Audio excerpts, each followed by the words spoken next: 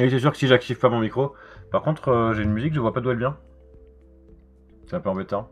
Ah, c'est là. Ok. Ok, ok. Hop, c'est bon. Alors, on va commencer par quelque chose qui est plutôt passé inaperçu la semaine dernière. Il y a eu plusieurs manifestations prévues du coup pour ça ce week-end.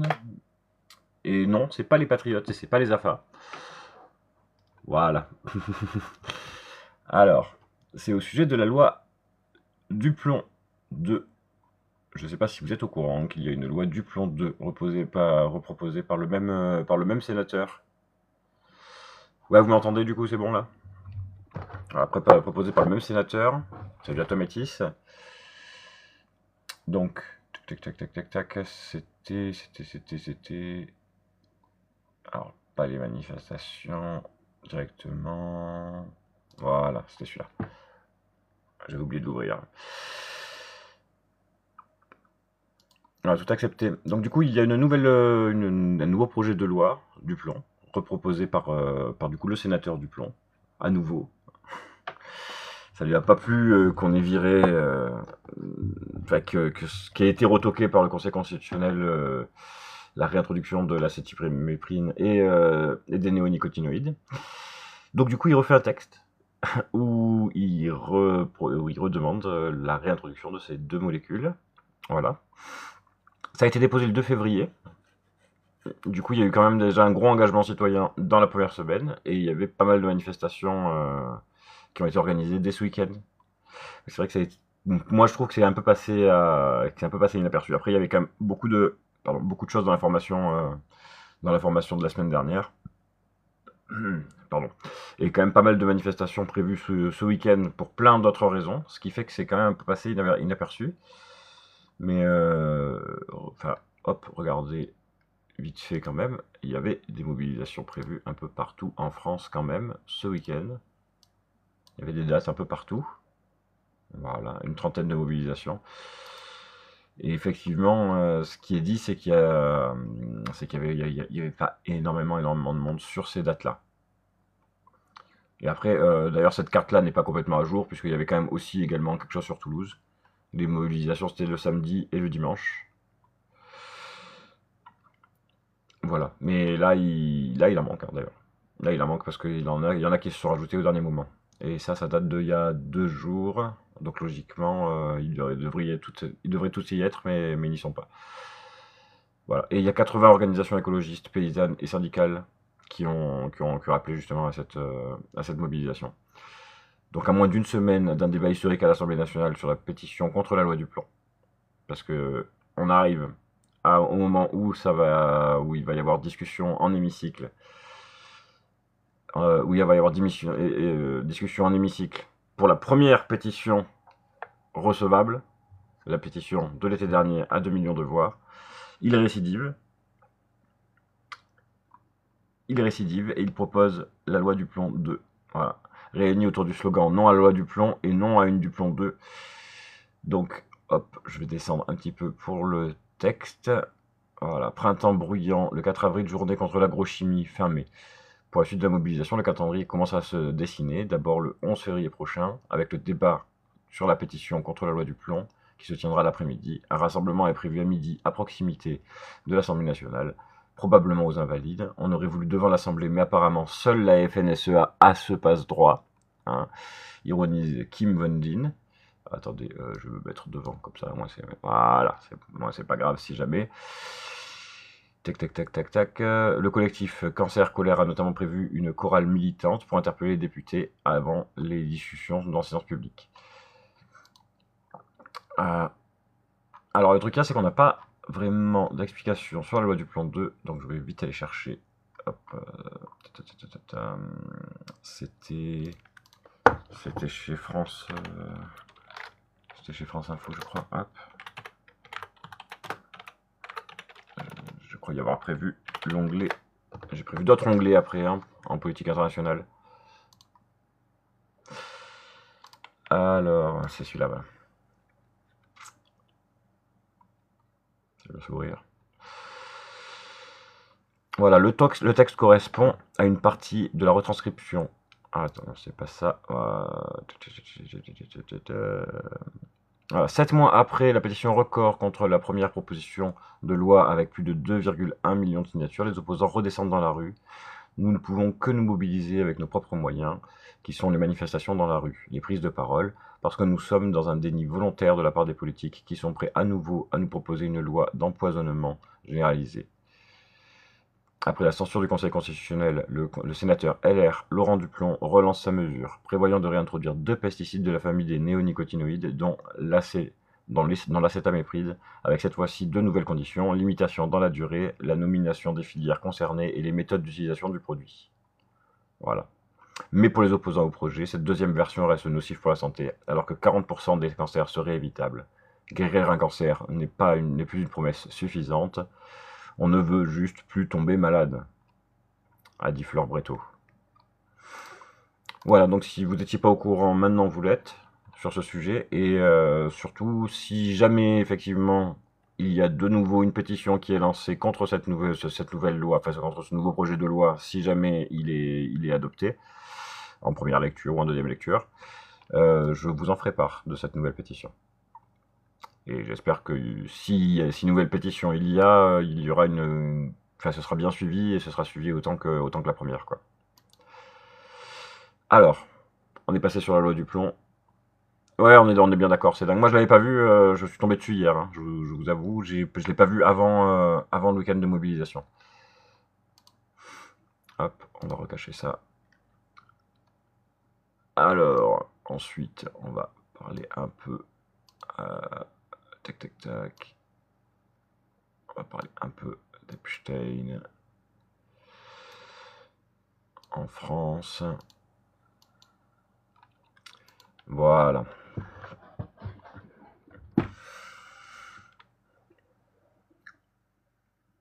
Alors, bon, ça, je pense que vous l'avez quand même suivi. Inquiété par les liens financiers avec Jeffrey Epstein, Jack Lang a démissionné ce samedi 7 de la présidence de l'Institut du monde arabe, qui comprend l'antenne de Tourcoing Nord. Sa fille, qui occupait des postes clés chez Picta Novo et Sérimania, a également quitté ses fonctions, donc les deux ont démissionné.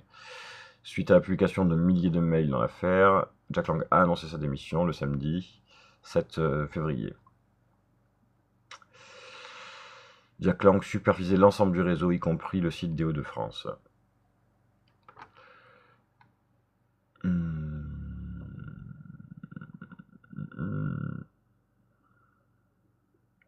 Donc c'est...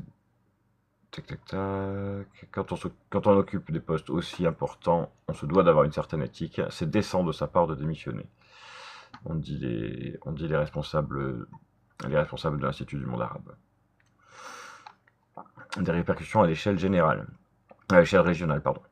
Les répercussions de cette affaire touchent Tourcoing, mais pas seulement. Elles se font également sentir à Lille et à l'échelle régionale. Si Jack Lang présidait l'IMA, donc l'Institut du monde arabe de Tourcoing, sa fille Caroline Lang siégeait au conseil d'administration du festival lillois Sérimania. Dans les documents publiés par le ministère américain de la Justice figurait un mail datant de 2019 dans lequel Caroline Lang explique à Epstein être à Lille pour assister à un festival de séries télé, lui proposant de la rejoindre chez ses parents. Selon La Voix du Nord, elle a depuis démissionné de ses fonctions au sein du festival. Voilà, bon, les deux dernières informations au sujet de Lang et de sa fille.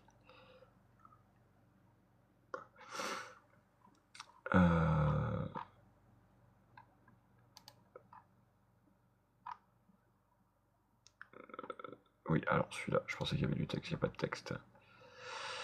Hop.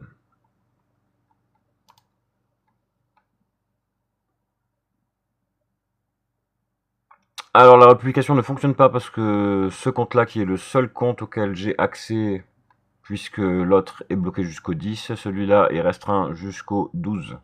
Voilà. L'envoi de cadeaux et la republication sont bloqués, donc il n'y a que le partage direct. Et oui, Louve. Mais tu sais quelle est la différence entre le complot et la vérité? 6 mois. Voilà. Alors, affaire Epstein, d'autres poursuites possibles en France. Affaire Jeffrey Epstein peut-elle prendre un autre tournant en France, avec des millions de documents publiés par la justice américaine ces dernières semaines?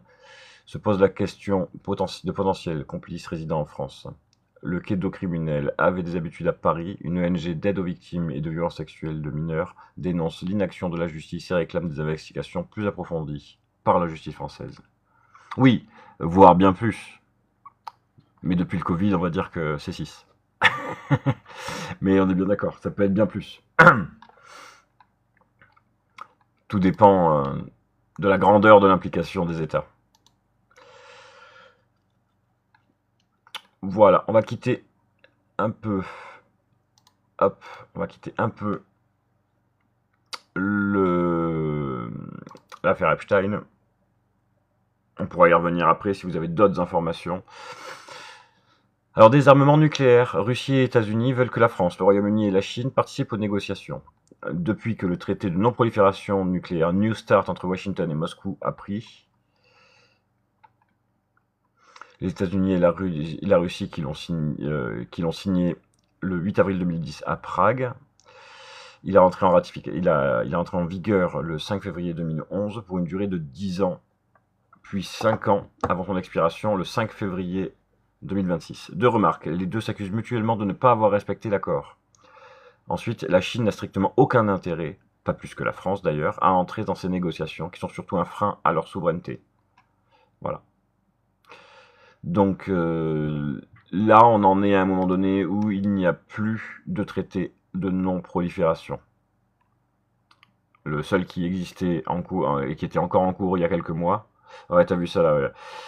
Le seul qui existait encore il y a quelques mois et même il y a quelques jours n'existe plus. Il n'y a plus de traité de prolifération actuellement dans le monde. Et d'ailleurs, ce dernier ne concernait que les deux grosses puissances. Hors Chine. On rajoutera que la Tribune ce matin titre Opinion, il est urgent que la France élargisse l'espace de sa tente nucléaire sans en partager la responsabilité. Alors que le chef de l'État doit très prochainement prononcer un nouveau discours sur la dissuasion nucléaire française, le groupe Mars s'interroge sur la dimension européenne qu'elle pourrait à l'avenir avoir. Les Européens sont-ils prêts à confier leur défense au parapluie nucléaire français par le groupe de réflexion Mars, donc c'est un groupe de réflexion. De même que les 3 mousquetaires étaient 4, les 4 cavaliers de l'Apocalypse étaient 5. Mais si le quatuor des breuteurs sortis de l'imaginaire de Alexandre Dumas père sont devenus les héros de la culture populaire mondialement célèbre, grâce au cinéma, Hollywood et la récente version tournée aux Invalides en passant par le cinéma soviétique, les 5 penseurs de la dissuasion française, qui ont pourtant bien existé, eux, semblent avoir disparu de nos mémoires. Même en France, et c'est dommage. Les 5 cavaliers de l'Apocalypse, ces 4 plus 1 cavaliers de l'Apocalypse contemporains, les uns des autres, ont vécu les mêmes événements qui ont contribué à structurer leurs pensées.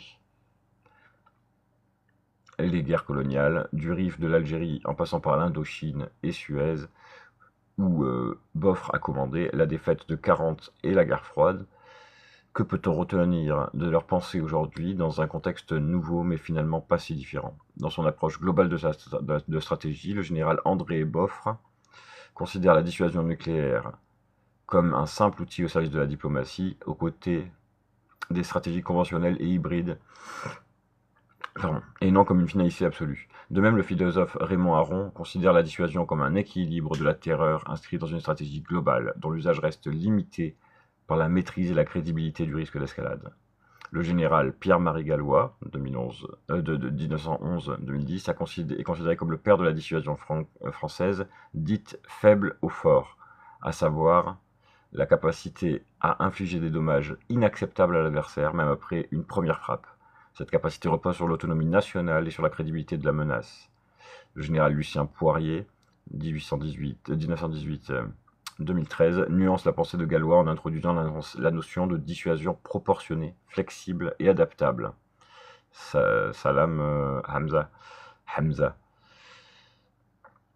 Avec une gradation des réponses permettant une dissuasion élargie intégrant les alliés. Enfin, pour le philosophe Buchalet, la dissuasion est d'abord un phénomène psychologique consistant à convaincre l'adversaire que le coût d'une attaque serait trop élevé, ce qui suppose une certaine rationalité des acteurs et une communication stratégique claire et maîtrisée. En bref, les 5 cavaliers rejettent l'arme nucléaire comme moyen de victoire, mais la voient comme voilà, rejette l'arme nucléaire comme un moyen de victoire, mais la voit comme un moyen d'éviter la guerre, à condition de rester crédible politiquement, stratégiquement, autonome et flexible opérationnellement, afin de retarder le franchissement du seuil nucléaire. Tels sont les traits principaux de la doctrine française qui ont puissamment contribué à mettre en qu'ils ont puissamment contribué à mettre en place et qui restent d'actualité. L'OTAN, un moyen aussi pour la guerre. Donc les membres du NPG, groupe de plans nucléaires de l'OTAN qui rassemble tous les États membres sauf la France, tiennent cette doctrine comme la prunelle de leurs yeux, commandée par l'Allemagne qui justifie l'acquisition de son F-35 tardive post-Merkel par l'obligation de trouver un successeur au Tornado, retiré du service pour continuer à pouvoir atomiser le champ de bataille sous couvert de l'OTAN. Il est probable que toute la transparence ait été faite sur cette doctrine. L'opinion publique des pays en cause porterait un tout autre regard sur l'engagement dans l'OTAN. Les plans eux-mêmes sont classifiés, mais la doctrine est continue. Dommage qu'elle ne le soit pas davantage. Parce que, voilà, les Allemands ont changé de... Pardon. Les Allemands ont changé, mais ils sont toujours dépendants des États-Unis pour leur dissuasion nucléaire. Voilà, donc on en est encore à discuter sur l'extension du bouclier français, qui est le seul État intra-Europe à avoir la dissuasion nucléaire souveraine. Donc on est toujours à cette discussion. Et là, je suis tombé sur cette chose-là. Il y a une opération militaire française qui va se dérouler là. Donc lancement de l'opération Orion 26, la France se prépare à une éventuelle invasion de son territoire. Alors, ces essais sont réguliers, mais là, on n'est pas sur un essai conjoint, on est sur un essai français, franco-français. Pour le ministère des Armées, cet exercice d'ampleur revêt une importance toute particulière dans un contexte où un engagement dans un conflit de haute intensité pourrait devenir une réalité. Ce dimanche 8 février débute en France un exercice militaire d'une ampleur exceptionnelle, baptisé Orion 26, qui vise à préparer les forces de l'Hexagone à une guerre de haute intensité en Europe. De son nom, opération de grande envergure pour des armées résilientes, interopérable, orienté vers le combat de haute intensité et novatrice. Cet exercice durera 3 mois et impliquera près de 12 000 soldats et des centaines de véhicules terrestres, navals et aériens. Le ministère français des Armées décrit Orion comme un véritable événement majeur de la préparation opérationnelle française à la haute intensité, ajoutant que l'exercice a pour objectif de préparer les armées aux situations les plus complexes dans les événements hybrides et contestés. L'OTAN est la prochaine cible de la Russie, selon Mark Rutte. Cet exercice est le plus important en France depuis la guerre froide. Il se tient alors que l'invasion russe en Ukraine dure depuis bientôt 4 ans, que les opérations de guerre hybride, pour la plupart attribuées à la Russie, se multiplient en Europe. Pour le secrétaire général de l'OTAN, il ne fait aucun doute, nous sommes à la prochaine cible de la Russie. C'est lui, Mark Rutte. Dans ce contexte, Orion 6 vise à éprouver les commandements tout comme les unités de terrain et s'assurer que les chaînes de transmission et de logistique fonctionnent, de même que l'interopérabilité des forces armées des alliés de l'OTAN. L'exercice débutera par une simulation de débarquement amphibie et aérien en Bretagne. Environ 700 soldats et une centaine de véhicules seront déployés aux alentours de Quiberon, dans le Morbihan, le 20 et 21 février. L'exercice passera ensuite sous commandement de l'OTAN au mois d'avril afin d'éprouver les capacités des armées européennes à travailler de concert. Le déploiement impliquera 3 brigades, 1800 véhicules tactiques et 30 hélicoptères, ainsi que 800 drones, qui jouent un rôle crucial dans la guerre en Ukraine depuis bientôt 4 ans. Des manœuvres aériennes sont également prévues. Tu veux une petite musique de fond? On peut, hein. On va le faire.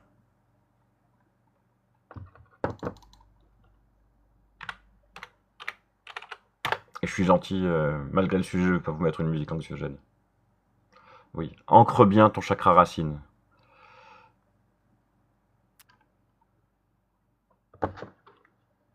Si ça va bien se lancer. Hop.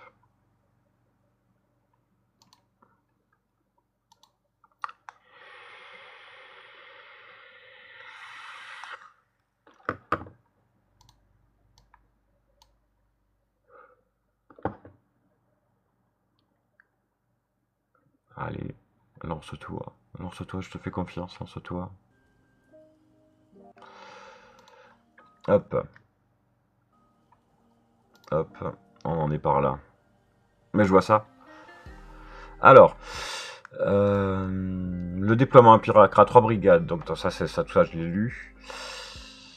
Cette phase durera 1 mois et verra les forces françaises de l'OTAN simuler des déplacements, des déploiements en terrain libre, lancer une contre-attaque ou encore franchir des obstacles naturels tels que la Seine, l'Aube avec des tirs réels. Ah, combat à tir, exercice à balles réelles. Orient 26 vise également à entraîner les réservistes français de toutes les armées. Mercure contre Arlan. Pour le ministère des Armées, cet exercice d'ampleur revêt une importance. Ah, tu m'étonnes, Mikey. Revêt.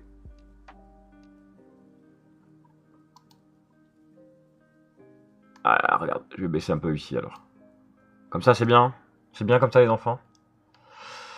Orion 26 répond à la nécessité d'intensifier et de durcir le niveau de préparation des armées françaises. Ainsi, elle s'entraîne avec rigueur et réalisme pour être prêt à conduire, le cas échéant, les engagements futurs les plus complexes et les plus durs dans tous les champs de la conflictualité. Cette exigence contribue à consolider la force morale des militaires et des chaînes de commandement.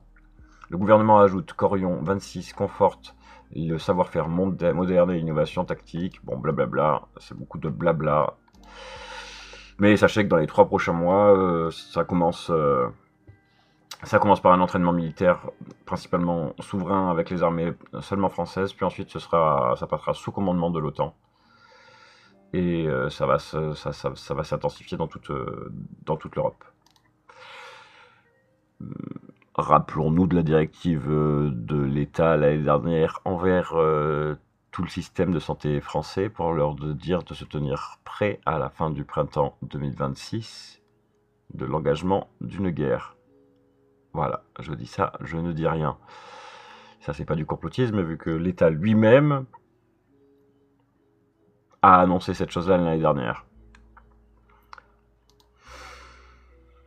Alors, j'avais pas eu le temps de mettre d'autres choses de côté, mais on va continuer à aller chercher d'autres informations. S'il y a certaines informations que je n'ai pas et que vous considérez qu'elles sont importantes, n'hésitez pas à me le faire remonter dans les coms. Moi, je vais vite fait continuer à regarder dans les choses qui sont sorties ce matin, voir s'il y a d'autres choses importantes.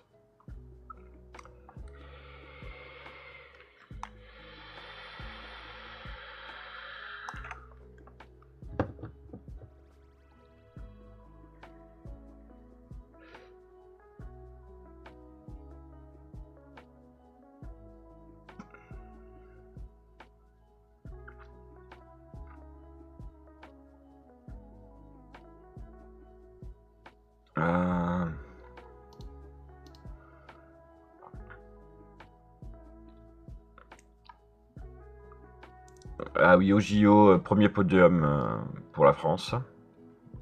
Ça, j'ai vu passer tout à l'heure.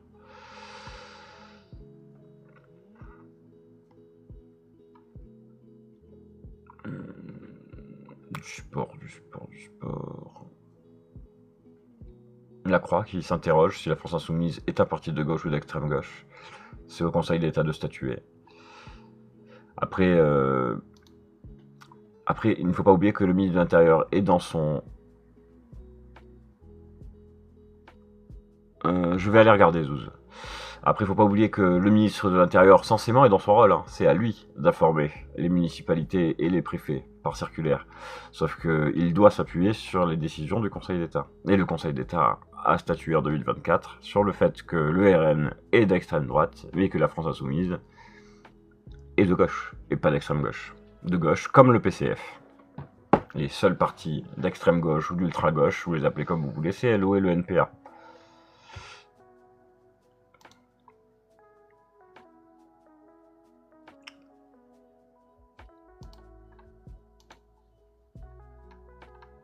Ouais. Allez, je vais aller regarder ce que tu as partagé, Zouz.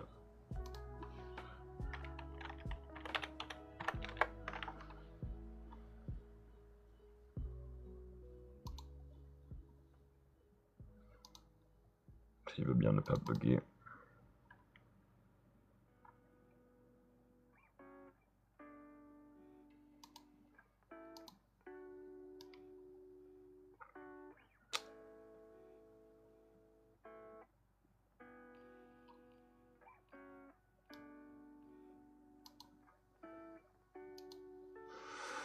C'est quoi, c'est de la republication que t'as fait, Zouz?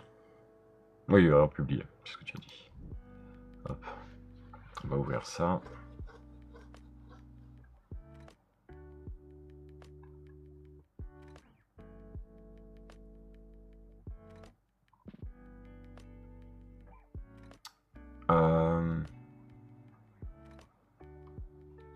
Je vois pas lesquels c'est.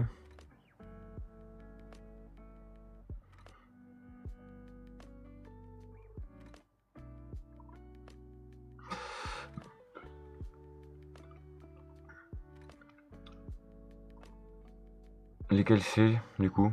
Les néonazis français en Ukraine?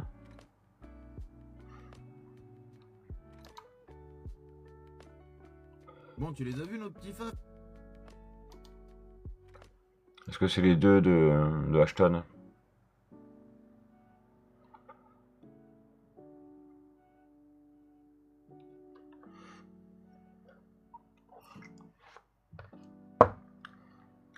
Alors j'ai marqué 1h30 à 2h pour le live, mais je vais essayer de rester en dessous des 60 minutes, comme ça je peux republier directement sur TikTok, sans avoir besoin de cut. Salut Angela.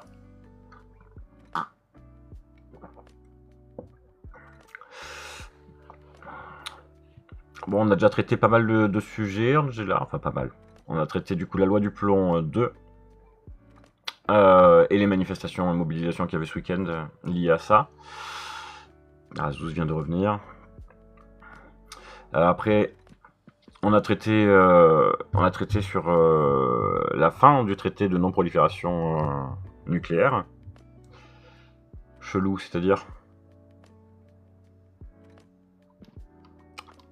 Zouz. Elles n'apparaissent pas? Alors si elles n'apparaissent pas, c'est possible que les publications de base aient sauté. Hein.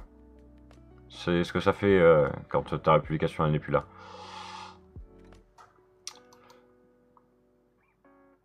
Ah, ça les a pas partagées. Bah, c'est sur quel sujet? Si tu me l'écris, je vais chercher direct. Voilà. Et après, on est arrivé jusqu'à. Donc, on a traité un petit peu l'affaire Epstein, vite fait aussi. Mais en France, pour l'instant, à part Jack Lang et sa fille qui ont démissionné, qui ont été forcés de démissionner, on n'a pas plus de choses au niveau français.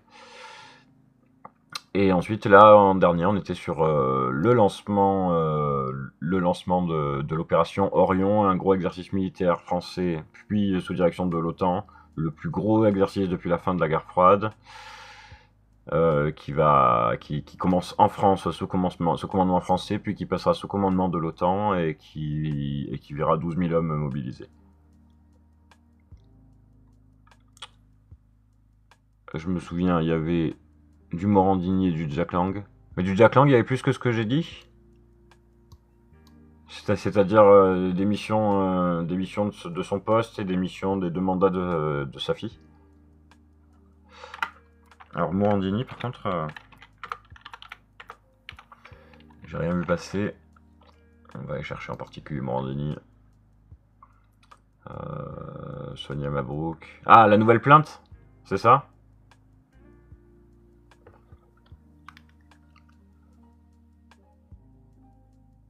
Sur... ouais. Jean-Marc Morandini. Alors déjà, la fuite des téléspectateurs de CNews, ça c'est réel. Après le départ de plusieurs éditorialistes, et également de Sonia Mabrouk, l'audimat de CNews est en chute libre. Voilà. Je peux vous dire que dans les 6 prochains mois, ils ne pourront plus se targuer d'être la chaîne d'info la plus regardée de France. C'est une évidence. Mais que voulez-vous, le pardon chrétien, le pardon catholique fait qu'ils préfèrent garder Morandini, hein, donc voilà. Je vous rappelle que C8, ils ont préféré garder Hanouna et ils ont perdu la chaîne. Hein. Donc qui garde Morandini et qui perd la chaîne et qui perd la fréquence, ça ne me dérange pas du tout. Dans tous les cas, je ne regardais pas avant, je ne regarde pas plus aujourd'hui. Ah, sur Monsieur Lang, bah vas-y, vas-y. Vas-y, dis-nous, Louve. On veut savoir, on veut avoir du croustillant. Et sur Jack Lang, du coup, tu te souviens pas ce que c'était, Zouz?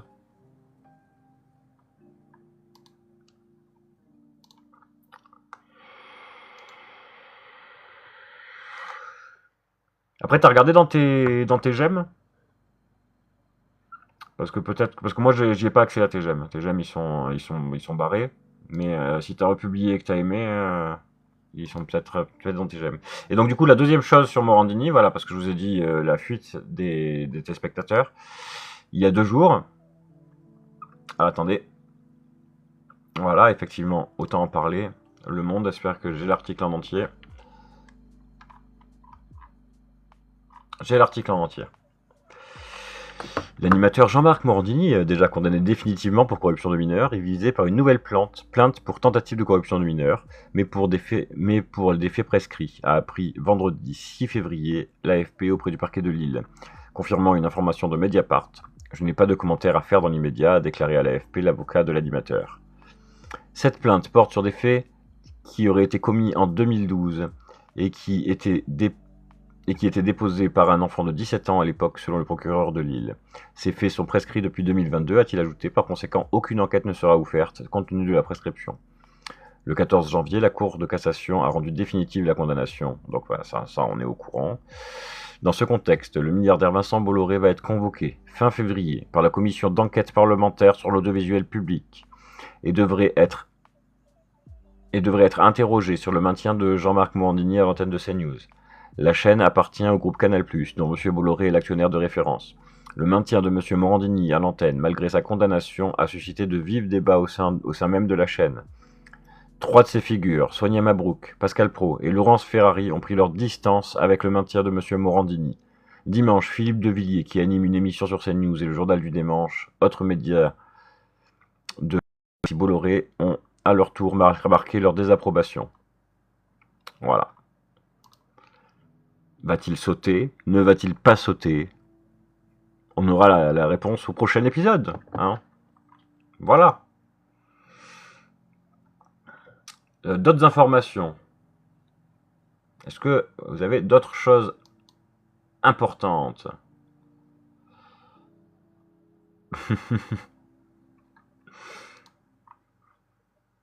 Hop. On va revenir sur France. Voilà.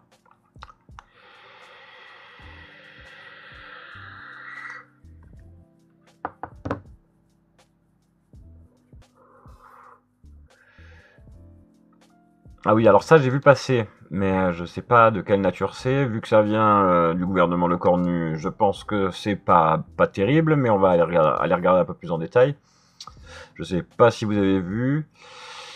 Dans les 10 réformes annoncées par le gouvernement Lecornu, la région de Grand Est vient se doter d'un groupe d'intérêt général, GIP, Salariat Grand Est, avec la volonté de réduire les inégalités d'accès aux soins dans les zones déficitaires en se donnant la possibilité de salarier des médecins.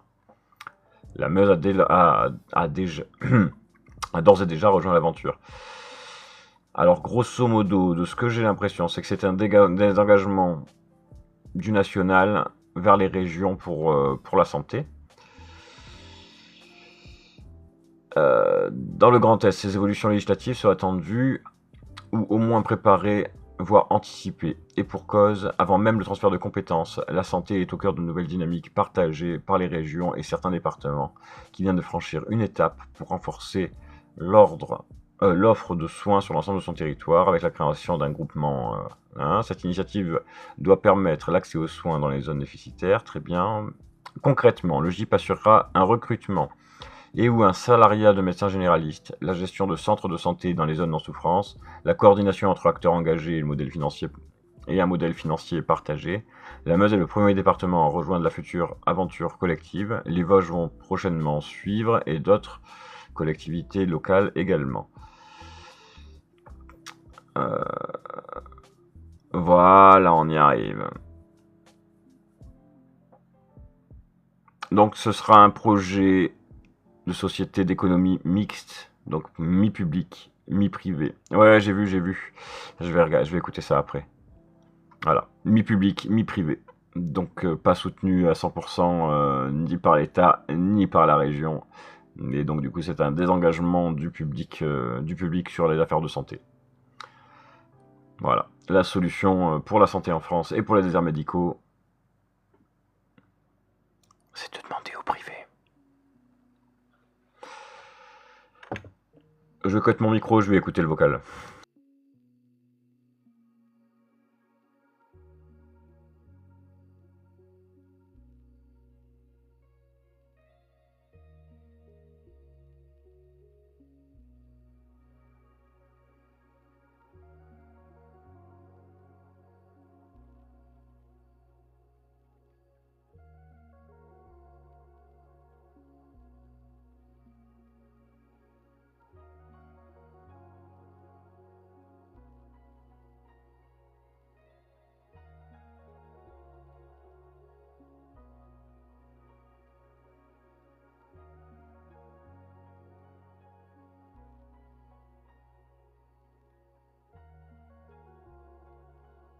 Ah oui, comme ce qui s'est passé sur le Puy de Côme, on n'a plus le droit d'y mettre un pied. Ouais, alors en réalité, on n'a pas pu y mettre un pied normalement depuis 2002. Oui, c'est ça, depuis 22 ans. Ouais. C'est quand même très ancien et en réalité, c'est parce qu'à un moment donné, ils ont eu besoin de préserver leur milieu naturel.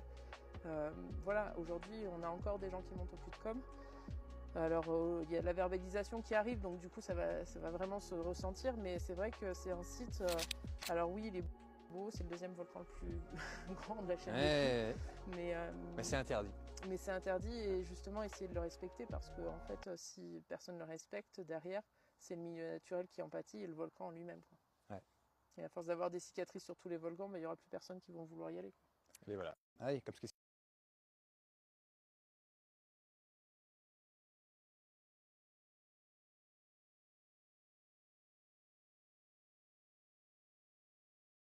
Monsieur le ministre, 1994, contrat d'insertion professionnelle.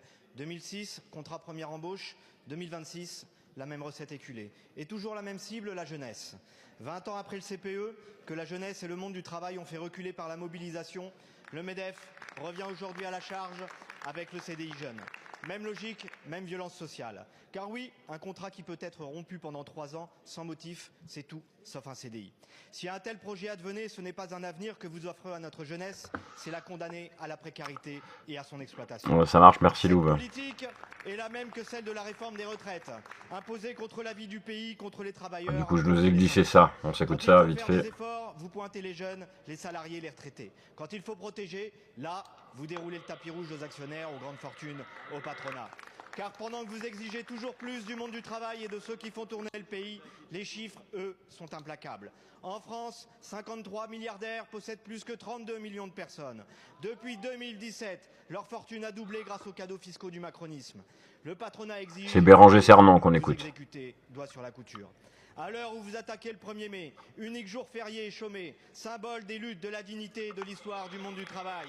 À l'heure où vous contestez le droit de grève dans les transports, allant même jusqu'à la volonté de réquisition, jamais la lutte des classes n'a été aussi prégnante qu'aujourd'hui. 1er mai, retraite, droit de grève, code du travail, des acquis sociaux arrachés par la lutte, parfois par le sang, mais comme le disait Ambroise Croizat, lui aussi, ministre du Travail, le patronat ne désarme jamais. Alors, monsieur le ministre, ma question est simple. Quand votre gouvernement cessera-t-il de désarmer face au patronat et d'en être sa courroie de transmission? Quand cessera-t-il d'attaquer celles et ceux qui ne demandent qu'une chose, vivre dignement de leur travail? Je vous remercie. La jeunesse, c'est un sujet important, bien évidemment. Vous savez d'ailleurs que nous travaillons pour que la jeunesse puisse rentrer dans le marché du travail plus rapidement. C'est un retour à l'emploi que nous souhaitons faire. On a la même chose pour les seniors aussi. C'est un sujet important sur lequel nous travaillons. Monsieur le ministre, la jeunesse ne doit jamais être une variable d'ajustement économique. Monsieur le sinistre. Eh ouais, parce que sinon, on en revient au contrat de première embauche, on en revient à toutes ces saloperies. Mais non, mais vous inquiétez pas, c'est pour que les jeunes trouvent du travail. Hein? Voilà. La France a choisi... La France a choisi toujours de dégrader les conditions de travail pour pouvoir garantir un accès au travail aux jeunes. Voilà. Aux jeunes à qui on demande aujourd'hui d'ubériser leur emploi, à qui qu'on sacrifie clairement sur l'autel du travail et sur l'autel de l'emploi. Hop, on va se remettre le petit fond sonore. Je vais rediminuer un petit peu, que ce soit pas trop élevé. Voilà. Si vous avez d'autres informations à me transmettre, n'hésitez pas, on regarde ça ensemble. Parce que je suis loin d'avoir tout, hein, même si on cherche On a tous des bulles différentes d'informations.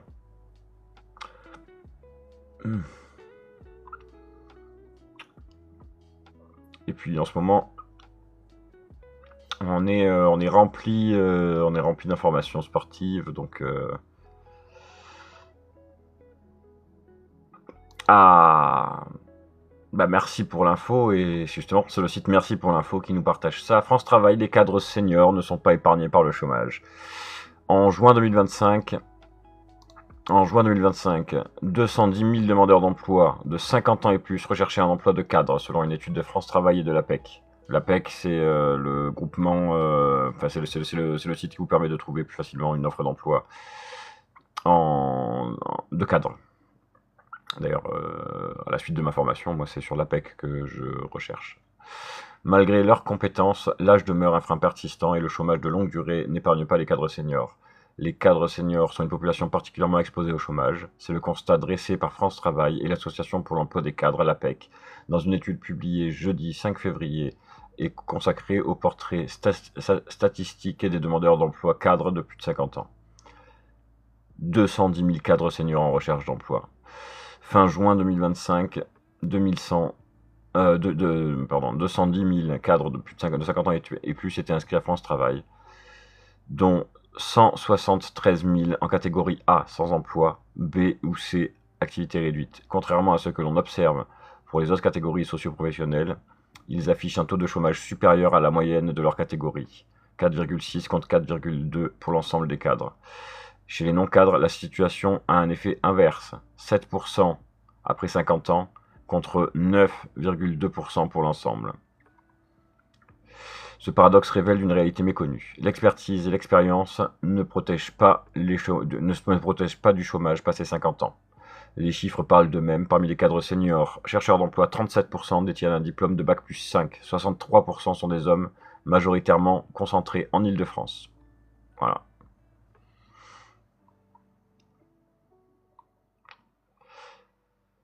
Mais il faut repousser l'âge de la retraite. Voilà. Parce qu'il vaut mieux payer les gens au chômage plutôt que les payer à la retraite. Apparemment c'est mieux. Je sais pas dans quel cadre, mais apparemment c'est mieux.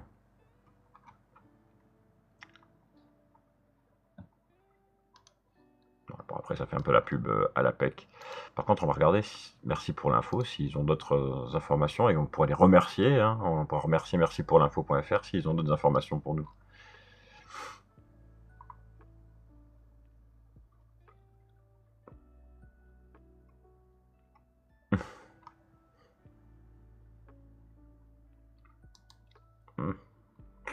Dommage, c'est un article payant.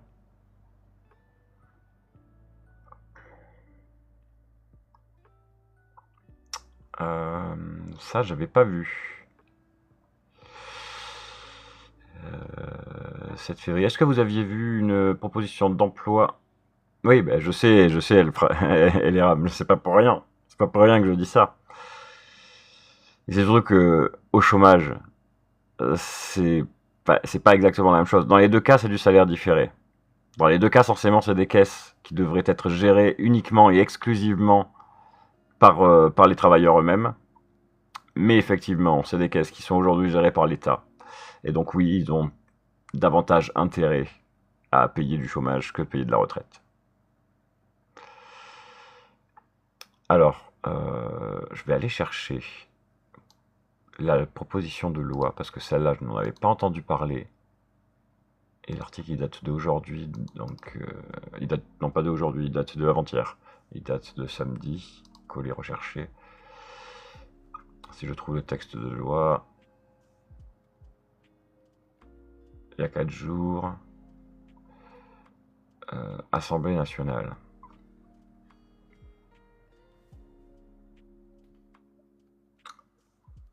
Mais est-ce que ça a été reçu ou pas?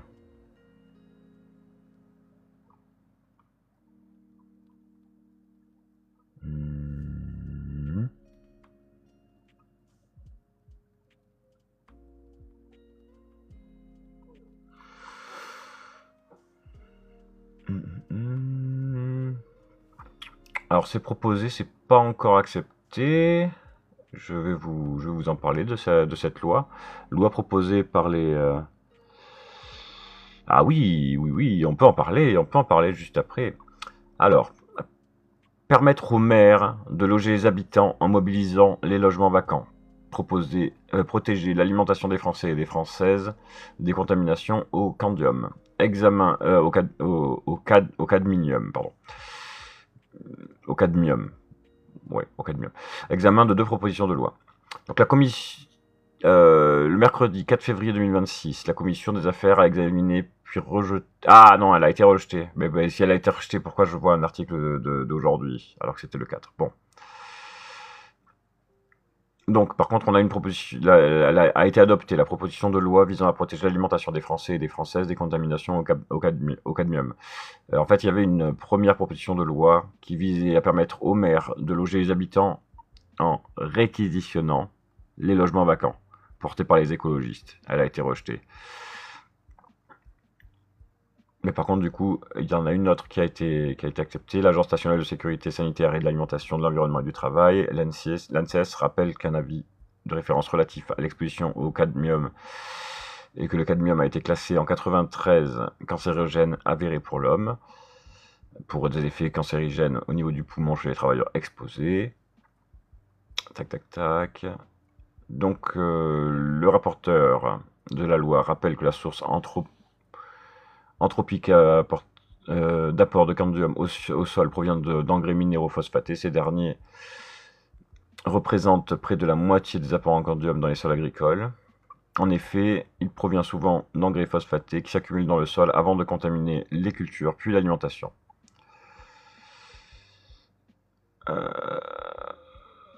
Pour atteindre cette recommandation, elle conclut une teneur en cadmium égale ou inférieure à 2 mg de cadmium par kilo. Oui, donc du coup, c'est pas une interdiction, c'est une réduction. C'est une réduction, et il rappelle que au niveau européen, la norme est plus basse que la française. Voilà. Mais que dans tous les cas, il faudrait que ce soit pour la France ou que ce soit pour l'Europe, on est beaucoup plus haut que la recommandation que fait l'ANSES.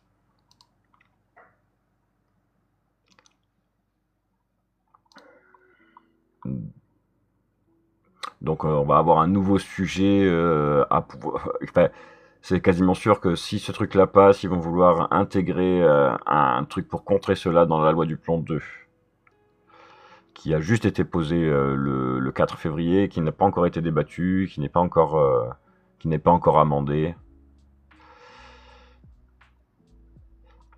Alors oui, Papacito.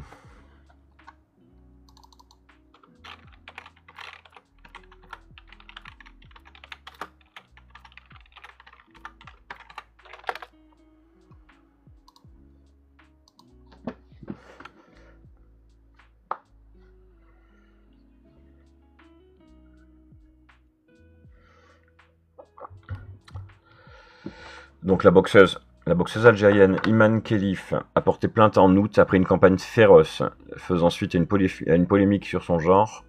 Attends, hop. J'espère que j'ai l'article entier. Oui, j'ai l'article entier. Chez Libération. Faisant suite à une polémique sur son genre. Le mis en cause a déjà été condamné en 2024 pour des propos homophobes et incitation à la violence. En avril 2024, Papacito avait été condamné pour injure homophobe et incitation à la violence envers le maire d'un petit village du Sud-Est qui avait dû être placé sous protection policière suite au harcèlement. Retour au tribunal pour l'influenceur d'extrême droite Papacito qui sera jugé le 26 février à Paris pour le cyberharcèlement de la boxeuse algérienne Iman Khelif, cible de polémique sur son genre pendant les Jeux Olympiques de 2024, a appris l'AFP vendredi 9 janvier auprès du parquet de la capitale. La médaillée d'or avait déposé plainte à Paris le 12 août 2024, dénonçant une campagne féroce à son encontre. L'enquête confiée à l'Office central de lutte contre les crimes contre l'humanité et les crimes de haine, l'OCLCH, a mené l'identification de l'un des cyberharceleurs présumés, Papacito, Hugo Jean Jiménez, de son vrai nom. L'accusation reproche à l'homme de 39 ans des propos relayés sur le réseau social TikTok, où il réunit plus de 30 000 abonnés. Il en compte par ailleurs 160 000 sur Instagram et s'affiche régulièrement proche d'autres figures de la fachosphère, tels que le youtubeur identitaire Raptor Dissident. Le trentenaire, né à Toulouse et demeurant en Espagne d'après le parquet, est déjà bien connu des services d'enquête. Son premier scandale remonte à juin 2021, quand il avait diffusé une vidéo YouTube simulant l'exécution d'un électeur de la France Insoumise. En avril 2024, il a été condamné pour injure homophobe et incitation à la violence envers le maire d'un petit village du Sud-Est, qui avait dû être placé sous protection policière. Cette affaire avait conduit YouTube France à clôturer sa chaîne YouTube en juin 2023. Il a écopé de 5 000 € d'amende. C'est important que la justice passe et qu'elle rappelle que l'espace numérique n'est pas une zone de non-droit. Le cyberharcèlement, de manière générale, peut avoir des répercussions dramatiques pour les victimes, a réagi auprès de l'AFP l'avocat d'Iman Khelif, Madame Nabil Boudni. Mon client s'étonne de se voir reprocher une prétendue campagne de cyberharcèlement. Ça, c'est l'avocat qui parle. Hein. C'est l'avocat de Papacito. Alors qu'il s'est strictement borné à exprimer son avis dans le cadre de la controverse relative à l'éligibilité d'Iman Khelif à concourir dans la catégorie féminine. C'est indigné auprès de l'AFP son avocat. La polémique autour de la championne olympique avait trouvé son origine dans l'exclusion d'Iman Khelif, comme la taïwanaise Lee Yoon-tin, des championnats du monde de New Delhi en mars 2023. Selon la FIB, la Fédération internationale de boxe, Iman Khelif avait échoué à un test destiné à établir son genre. Non reconnu par le monde olympique, l'IBA a refusé de préciser quel type de test avait été pratiqué. Pour le comité international olympique, CIO, son éligibilité ne faisait aucun doute, et elle pouvait participer aux Jeux dans le tournoi féminin. Mais l'exclusion de New Delhi a refait surface quand son adversaire du premier tour, l'italienne Angela Carini, a abandonné dès la première minute de leur combat. Sur les réseaux sociaux, la boxeuse a été victime d'une campagne de haine et de désinformation, empreinte de racisme, la présentant comme un homme combattant des femmes. Je suis une femme forte avec des pouvoirs spéciaux. Depuis le ring, j'ai envoyé un message à ceux qui étaient contre moi, avait déclaré Khelif aux médias après sa victoire à la finale des moins de 66 kilos. Je suis pleinement éligible pour participer. Je suis une femme comme les autres. Je suis née femme. J'ai vécu en tant que femme et j'ai concouru en tant que femme, avait-elle insisté. Outre Papacito, un autre homme sera jugé le 26 par le tribunal de Paris. Un Algérien de 31 ans, soupçonné d'avoir cyberharcelé et d'avoir proféré des menaces de mort racistes envers une autre boxeuse, la Marocaine Oumaï Bel Habib, a précisé le ministère public. La boxeuse avait porté plainte le 7 août 2024, dénonçant des menaces, des injures et du cyberharcèlement, lui valant 5 jours d'ITT. Elle a affirmé avoir été accusée par ses internautes d'être l'instigatrice des rumeurs sur le genre d'Iman Khelif, rapporte le parquet. Plusieurs affaires de cyberharcèlement ont bousculé la tenue des Jeux Olympiques en France, telles que le déferlement haineux ayant ciblé la DJ française Barbara Butch ou le directeur artistique de la cérémonie d'ouverture des Jeux Thomas Joly. Les condamnations ont depuis été prononcées. Voilà. Donc pour ça, on en saura plus. On en saura plus le 26, mais dans tous les cas, il faudra un petit peu plus de temps pour qu'on ait une réponse complète.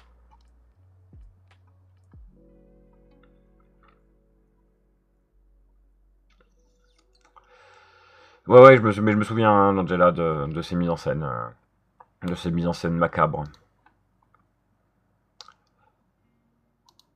Bon. Il est 25, j'avais dit que je fermerai au bout d'une heure. Et dans tous les cas, je peux fermer pour réouvrir ensuite. Voilà.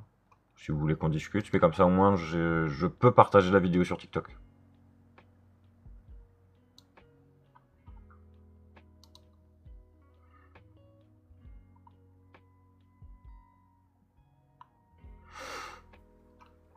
Voilà. Donc en tout cas, merci à tous. On a fait un petit peu le tour de l'actualité.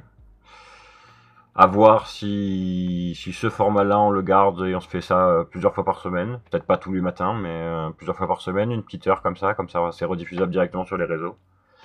Voilà, là ça fait 1h03, je vais pouvoir couper un petit peu dans le truc du début. Et comme ça au moins, je peux diffuser sur TikTok directement. Allez, je vous embrasse. Merci à tous d'avoir été là et je vais réouvrir ensuite.